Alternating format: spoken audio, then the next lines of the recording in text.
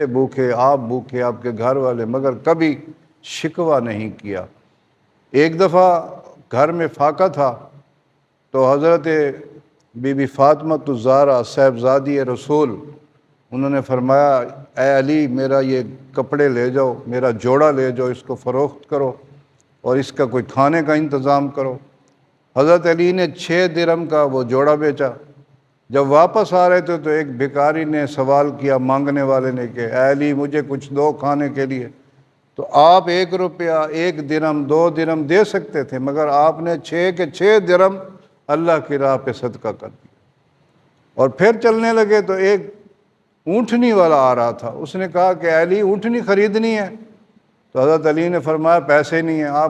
اس نے کہا آپ ادھار پہ لے لو۔ کتنے کی ہے؟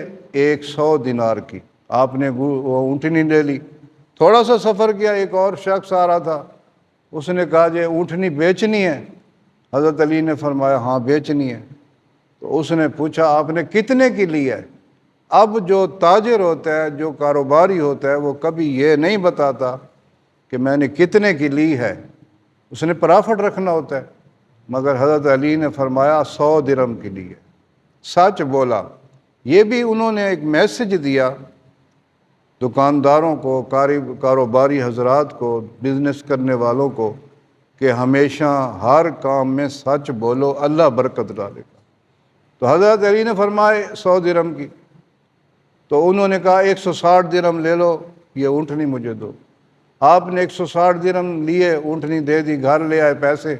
حضرت بی بی فاطمہ نے پوچھا یا علی یہ 60 درہم آپ نے کہاں سے لیے؟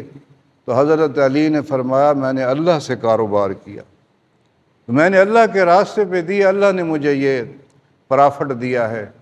دوسرے دن جب حضور سے ملاقات ہوئی، ابھی بات نہیں ہوئی، تو حضور نے پوچھا اے علی تم میں کل کے واقعہ کا کچھ علم ہے، کیا تھا؟ تو حضرت علی نے فرمایا اللہ بہتر جانتا ہے، اللہ کا رسول بہتر جانتا ہے۔ تو حضور نے خود ہی فرما دیا کہ اے علی اونٹنی بیچنے والا میکائیل علیہ السلام تھا، اونٹنی لینے والا جبرائیل علیہ السلام تھا، اور جو اونٹنی تھی وہ جنت کی اونٹنی تھی جس پہ میری بیٹی فاطمہ سواری کرے گی۔ یہ اہل بیت کا